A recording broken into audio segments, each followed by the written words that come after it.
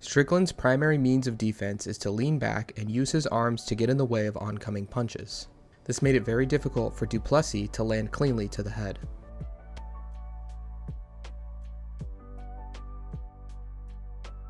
Du Plessis is not a fast or mechanically sound puncher, making it easier for Strickland to react to his attacks. The wide arcs of du Plessis' punches made intercepting them with an arm even easier.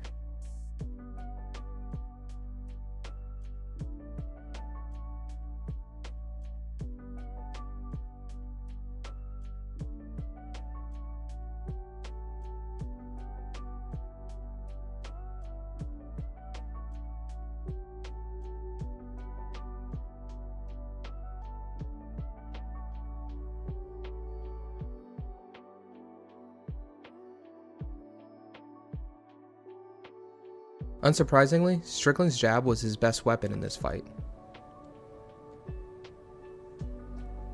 It was easy for Strickland to split the high guard of du Plessis with his jab. Early in the fight, Strickland was able to back du Plessis off with it.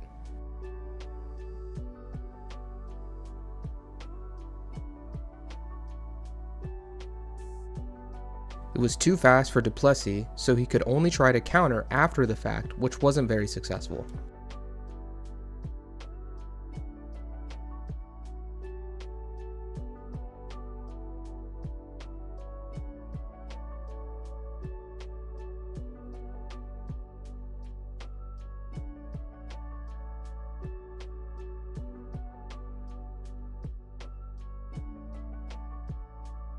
Despite having success with his jab, Strickland was unable to consistently build off it to land power shots. Part of it was strike selection. Here he opts for a looping right hand, but it is easily blocked by du Plessis' high guard. Strickland exclusively headhunted, never throwing his jab or rear hand to the body.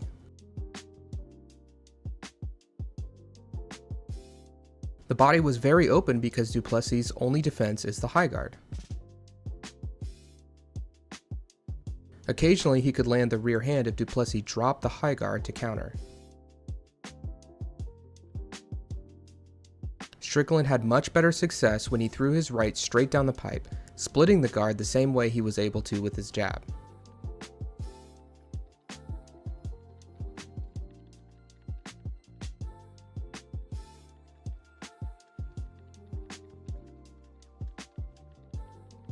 Strickland often chose the same kind of mechanical issues with his right hand as du Plessis.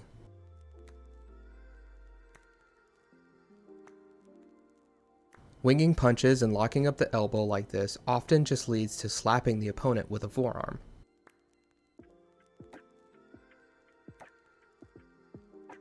Same as with du Plessis, these looping punches are easier to block. As the fight went on, Strickland threw his rear hand more and more loopy.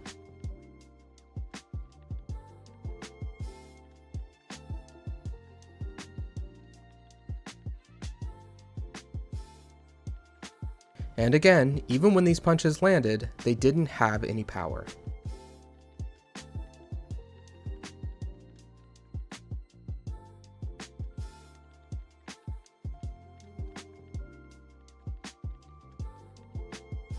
Early in the fight, Strickland consistently threw teeps to the body.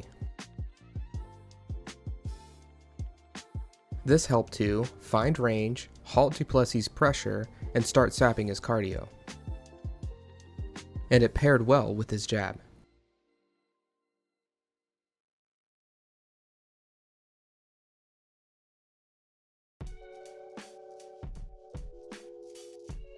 His narrow stance makes it easier to switch between front and rear leg teeps. And that narrow stance makes it easier to raise his legs to check kicks.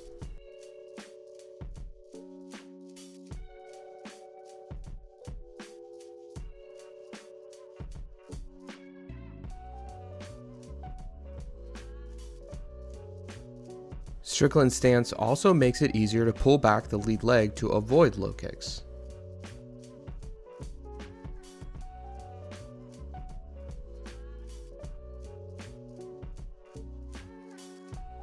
He also hinges his leg at the knee to take the impact off low calf kicks. And that narrow stance also opens up the ability to check with the rear leg. The trade-off is that Strickland's upright stance keeps his legs close together and makes him more vulnerable to takedowns. It was easy for du Plessis to get a hold of both legs. From there, du Plessis didn't do anything clever, he just tried to run straight through Strickland. If du Plessis was able to turn the corner on his double, he could have taken down Strickland in the center of the cage. Instead, he drives him all the way to the fence where Strickland can wall walk to get up. Strickland, though, makes the mistake of trying to punch rather than digging for underhooks and controlling the wrists.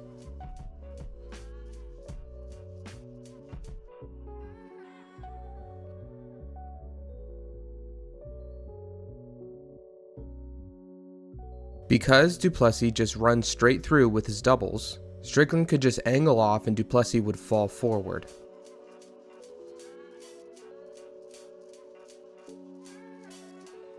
And getting an underhook would immediately kill his shot.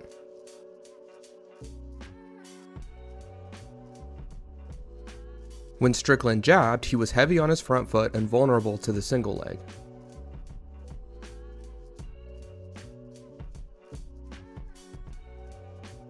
Du Plessis' finishing technique is lacking though, and he often tried unsuccessfully to wrestle from his knees.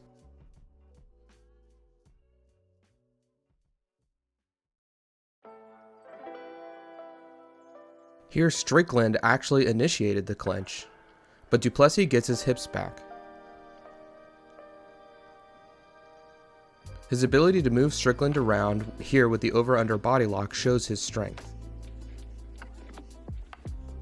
He trips behind the knee as Strickland tries to step back.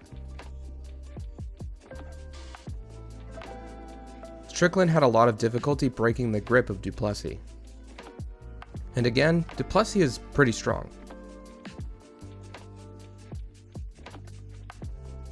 But why did du Plessis have more success with his kicks than Israel Adesanya? First, he was a more willing kicker, never allowing his volume to diminish. Second, his determination to move forward made sure he always had space he needed to kick.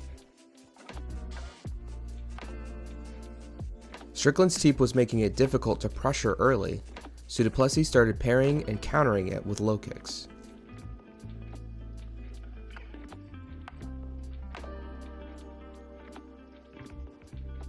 Du Plessis was able to counter Strickland's jab with a low kick a few times too. But this was only possible when he could block or avoid the jab, which wasn't very often.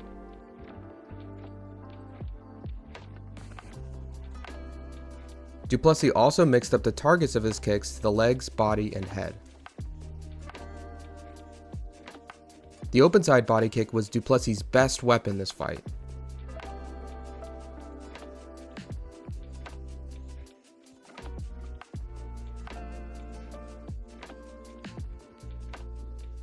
The body kick exploited Strickland's reliance on moving back and using his arms to swat away punches as his defense. Du Plessis added the body kick at the end of exchanges, knowing Strickland's arms would be away from his body. His combos didn't have to be pretty for them to work to set up the kick.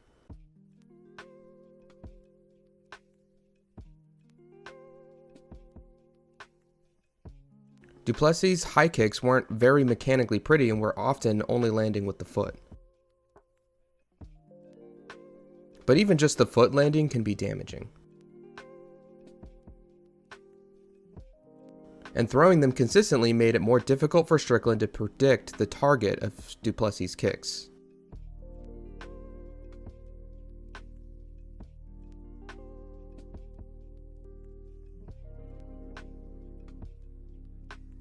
Du Plessis' right hand is thrown with very poor mechanics. It starts off with a very dramatically flared elbow, a horrendous towel, the elbow locks, and the arm gets straight before impact. Throwing it this way makes it easier to block. The exaggerated arc makes it slower.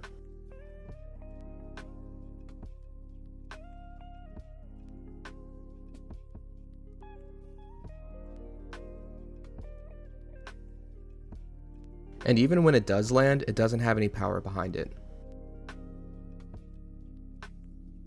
Again lands, but no power.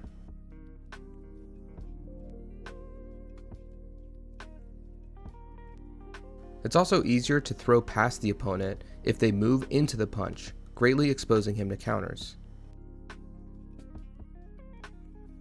He also takes his eyes off his opponent.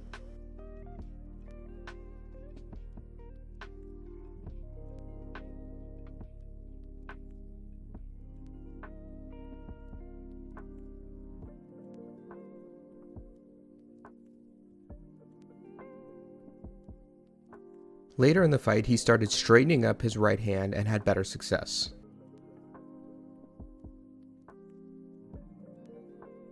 Much better. Why not throw it like this all the time? So after seeing all the success that Strickland had with his defense and his jab and his front kicks, it makes the fact that Duplessis walked away the victory in this fight even more perplexing, especially when we consider that nearly all the scoring offense in this fight actually happened during the striking exchanges and not on the mat.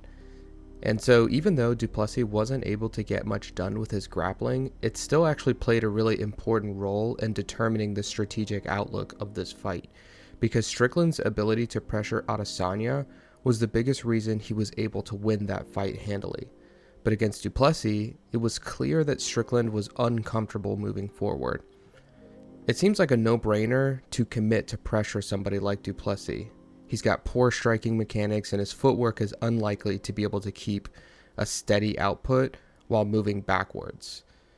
So the complete lack of an offensive grappling threat from Israel Adesanya is what gave Strickland the ability to pressure without concern. But Duplessis' ability to mix it up, I think, made Strickland more hesitant, because Strickland knows that his narrow, upright stance makes him more vulnerable to takedowns. But he's willing to bet on his ability to use the fence to get back to his feet if he does get taken down. But being the one moving forward means more of a chance of getting taken down in the center of the cage, away from the fence, which would likely lead to more significant periods of top control for Duplessis. So in some sense, this gamble actually worked for Strickland. Duplessis was able to take him down, but he wasn't able to keep him there because Strickland was always able to use the fence to get back up. Having seen Duplessis land some of that serious ground and pound he did on Robert Whittaker, it likely made Strickland feel like he had to avoid getting stuck underneath him. And while this trade-off did allow Strickland to nullify the threat of Duplessis' top position grappling, it meant that Duplessis was able to fight a striking battle that suited him more. So even though he found it difficult to land cleanly through Strickland's defense, he just compensated for that by being relentless with his volume and his variety, and especially with those kicks.